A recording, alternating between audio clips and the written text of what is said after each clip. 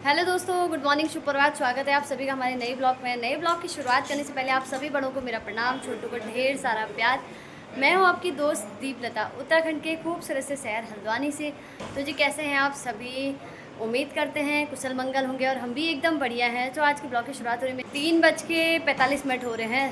भागवत कथा 3 बजे से शुरू होती है, लेकिन अब जाते जाते मुझे लेट हो ही जाता है क्योंकि लड्डू गोपाल को भी सुलाना होता है। तो भाई सीधे चलते हैं, मिलते हैं कथा में। वृंदावन बिहारी लाल की जय जय श्री राधे। कन्याओं के वस्त्र हरण करने वाला मैं फिर कहूँ, तब किसी योग्य गुरु का आश्रय लो और उसे कथा का मर्म पूछो, क्या है कथा, वास्तव में कथा क्या है। हाँ, लिखा यही है, किंतु जो लिखा है वो कथा है ही नहीं, इसलिए सबके लिए पढ़ने जैसी नहीं है। हाँ, सुनने जैसी सबके लिए।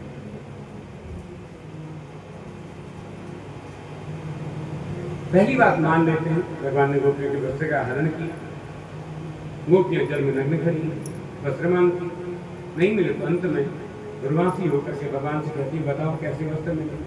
तो भगवान ने कहा, कदम की डाल में रखे ले जाओ। गोपियां निकली, अपनी छातियों को ढक करके आई हैं और फिर से कहती, अब तो दे दो। तब भगवान ने कहा, करवाम तबोदितम, अपने हाथ उठाओ और वस्त्र ले लो। देखो, करवाम तबोदितम शब्द का प्रयोग करके कहीं वामपंथियों की बुद्धि खराब होगी। भगवान वो गोपियां जो अपनी छाती को ढक करके खड़ी हैं और भगवान उनके हाथ उठाते हैं ताकि उनके नग्न देख सके, ऐसा ही वामपंथी ने लिखा है। नारायण, कथा का मर्म तब नहीं पता है। सर्वाम तबोदितम का अर्थ होता है हाथ ऊपर उठाना। ठीक है, सुन लो। देखिए, जब हम भगवान नाम का जयकार करते हैं वाहित होने लगता है और भक्त उस ब्रह्म रस को अपने हाथ में धारण करने के लिए हाथ उठाते हैं। तो बोलते हैं करवाम तबोदितम, अर्थात जब जीवन में पूर्ण शरणागति आती है तब रस बहता है और भक्त अपने हाथ उठा करके उस रस को अपने हाथ में धारण करते हैं, इसलिए हाथ उठाए जाते हैं। तीर्थ में कौन देवता है? जल का देवता का नाम क्या है? जल के देवता का नाम है वरुण देवता। यमुना तो फिर प्रत्यक्ष देवी है, सूर्य की पुत्री है। गंगा स्वयं शंकर के चरणों से निकले, स्वयं देवी है। तो क्या अपने देवी देवताओं के सम्मुख कैसे जाना चाहिए? क्या नग्न जाना चाहिए? नहीं। 8 प्रकार की मर्यादाएं शुद्धि का ध्यान न करके ही तीर्थ में, मंदिर में, देवालय में, गुरु स्थान में प्रवेश करना चाहिए। 8 प्रकार की शुद्धि की बात आती है। 8 शुद्धियों में पहली शुद्धि है देह शुद्धि।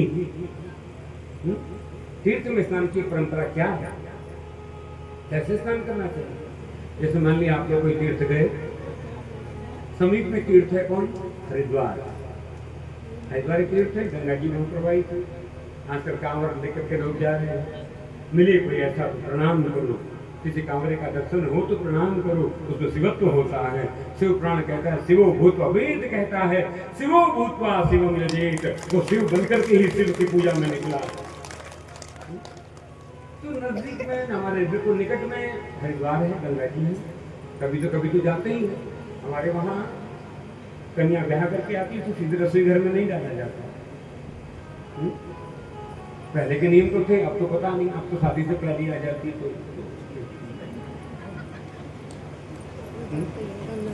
लेकिन पहले का नियम था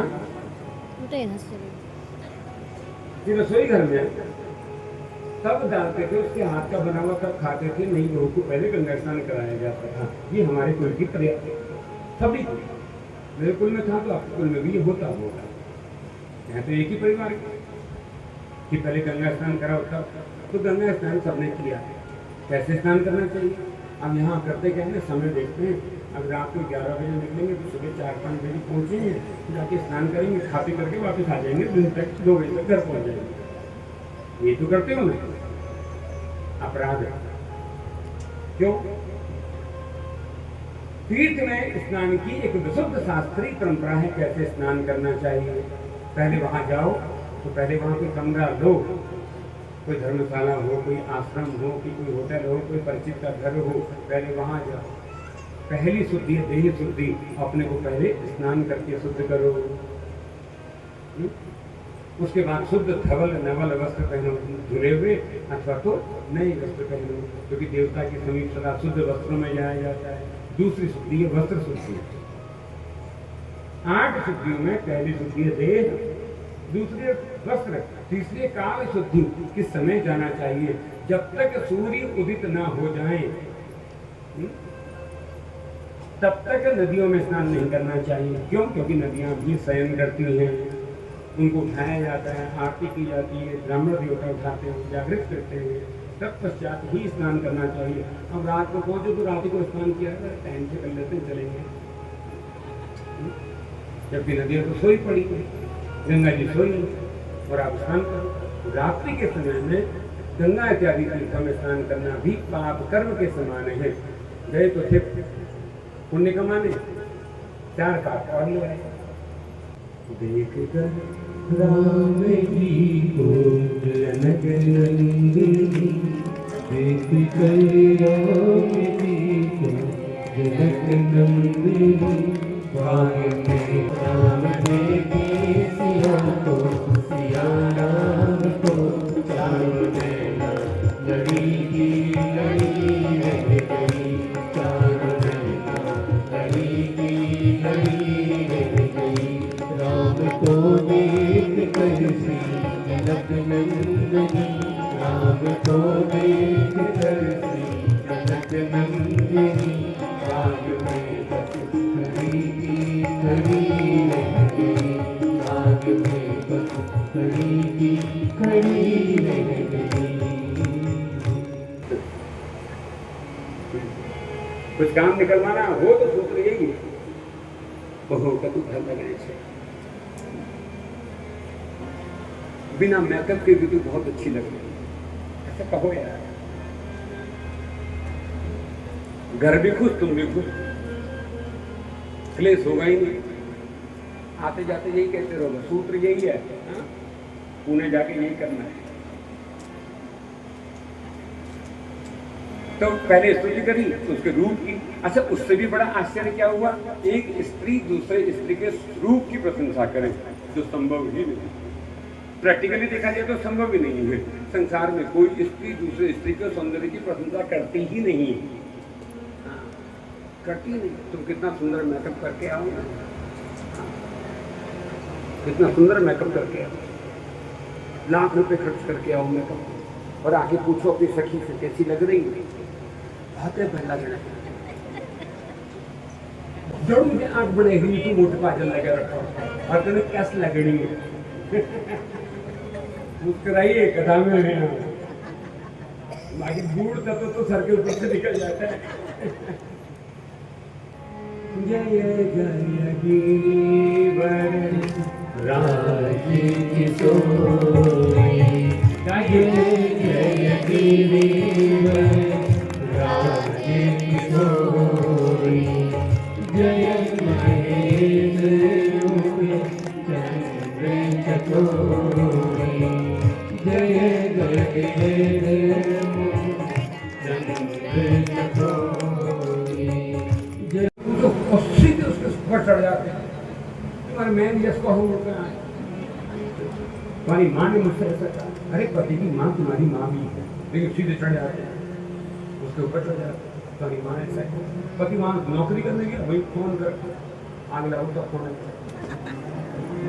वही फोन करके तुम्हारी माँ ने ऐसा कहा, घर आकर तुम्हें सुन डालो, मैं नहीं रहूंगी तुम्हारी माँ के साथ। सोचो ना, कब कहना है इसका भी अवसर होता है। सीधे चढ़ मत जाओ, तुम्हारी माँ ने, पति की माँ तुम्हारी माँ है, तुम उसे माँ स्वीकार कर लो ना, तब बेटी बन जाओगे, खबर भी नहीं लगेगी। के साथ पूरा जीवन बिता सकती है। बस प्रेम शर्त है, प्रेम नहीं रहता ना तो पत्नी को फिर वो विंडो शॉपिंग करनी पड़ती है, पत्नी को फिर वो ऑनलाइन शॉपिंग करनी पड़ती है। प्रेम नहीं है तो उसकी बुद्धि फिर ज्वेलरी में जाती है, उसकी बुद्धि फिर एसी में, फ्रिज में, बड़े मकान दुकान में, इसमें व्यापार में जाती है। प्रेम नहीं मिल रहा है तो वो बुद्धि जो है वो अपने को डिस्पर्स कर रही है अलग अलग। प्रेम नहीं मिलता ना, इसलिए दिन भर लगी रही विंडो शॉपिंग को, दुकान चले जाए फालतू में, कपड़े पलटाते रहे, दुकानदार का मिक्सर खाएं, लेके कुछ ना आए, अगले दिन फिर जाए। और जो पत्नी पति को सम्मान नहीं देती, वो पति भी फिर मदिरा की दुकान में बैठे घर की चाय भी पीने लगे, नुक्कड़ में चाय पिए, है ना। इसलिए फिर टी स्टॉल खोल रहे हमारा, पत्नी के हाथ की चाय भी अच्छी नहीं लगती। और ऐसे हो जाता है धीरे धीरे दाम्पत्य, दोनों एक दूसरे का मुंह देखना नहीं चाहते, एक ही घर में रहते हैं और मुंह भी देखना नहीं चाहते। रील्स में दाम्पत्य आ गया, रील्स में दाम्पत्य आ गया, प्री वेडिंग शूट्स में दाम्पत्य आ गया हमारा। राहत तो तब हो गई, अब खबर आने लगी कि आफ्टर वेड शूट्स भी हो गई। सोचिए कहाँ जा रहे हैं, कहाँ जा रहे हैं। प्रेम को नजर लगती है, एक बात कहूँ आपसे, प्रेम की नजर लगती है। प्राय प्रेम जल्दी छोड़ के चले जाते हैं, क्यों? क्योंकि तुम्हारा प्रेम देख करके ना जगत को ईर्ष्या होने लगती है और ईर्ष्या के कारण नजर लग जाती है। इसलिए अपने प्रेम को छुपा करके रखो, अपने आंचल में, नजर लग जाती है। इसलिए मर्यादा की बात है, ये सीध ये छठा हो नहीं। दाम्पत्य कैसा हो, मर्यादित हो, उच्छृंखल न हो, उससे मर्यादा बनी रहे, प्रदर्शन ना बने। प्रेम प्रेम प्रदर्शन की वस्तु है ही नहीं।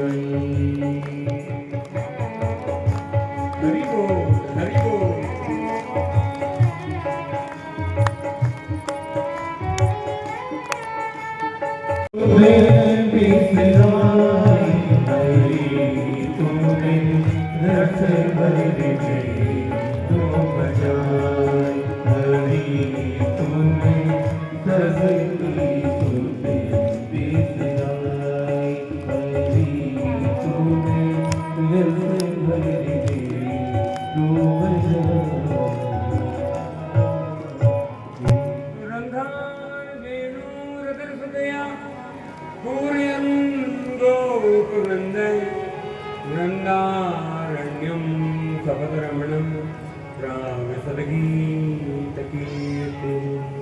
तो भगवान विडुनाथ करते हैं, रास का गीत सजन हो रहा है। गोपांगनाएं खुद बुद्ध होकर के भगवान के चारों ओर घूमते हुए नृत्यमान हो उठी। देवता आकाश में उनके पैरों में लगा जैसे घुंघरू बंध गए हैं, किंतु देवताओं को रास में प्रवेश का अधिकार नहीं है। गोपियों को ही रास में प्रवेश का अधिकार मिला है। क्यों? क्योंकि जिन्होंने अपनी देह की सुदबुद्ध खो दी, जो देह से परे हो गई है, जो बियॉन्ड द बॉडी हो चुके, देह से उड़ गए, अर्थात जगत की प्रत्येक कामना, प्रत्येक वासना जिनके जीवन में निर्मूल हो गई है, उन्हीं का रास में प्रवेश होता है। और एक रास बहुत साधारण नहीं है कि किसी स्त्री और पुरुष का नृत्य हो उसे रास कह दे, नहीं महाराज। रास के प्रति दैवी विभूति है, कृष्ण की विभूति है रास। रास के प्रति इतना हल्का सोचना भी अपराध है। यहाँ संसार में हम देखते हैं कोई एक स्त्री और कोई पुरुष संसारी प्रेम में पड़े हो तो कहते हैं तो ना रास लीला चाहिए, रास इनकी रास लीला चाहिए। अपराध है। रास कृष्ण की विभूति है। कोई स्त्री और पुरुष का नृत्य नहीं है, वहाँ कोई स्त्री नहीं है, वहाँ केवल एक पुरुष है और पुरुष का नाम है परम पुरुष श्री कृष्ण ही महापुरुष है। बस वहाँ केवल परम पुरुष कृष्ण ही है, वहाँ जीव है ही नहीं, वहाँ शिव ही शिव है। जहाँ जीव मिट गया हो, शिव शेष हो, चित्त की ऐसी दशा को कहते हैं रास।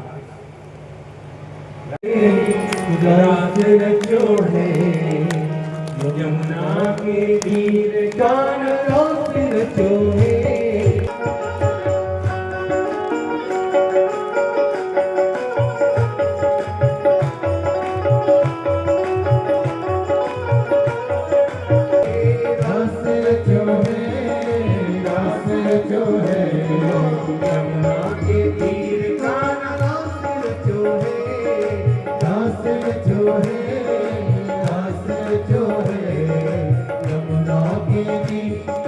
रास्ते जो है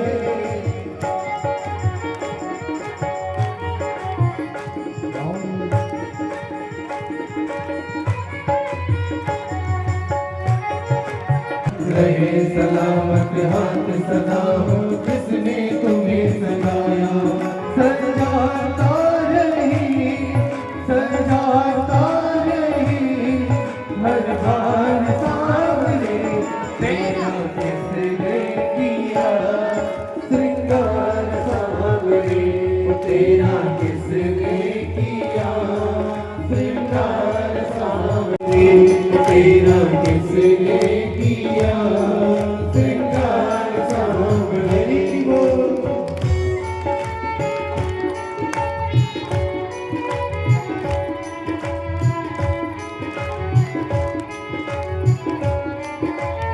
वो बोल कन्हैया बोल तुझे कौन समझन सुनाऊं बोल कन्हैया बोल तुझे कौन समझन सुनाऊं का कोई राग बता दे तो नाचे मैं गाऊं ऐसा कोई राग बता दे तो नाचे मैं गाऊं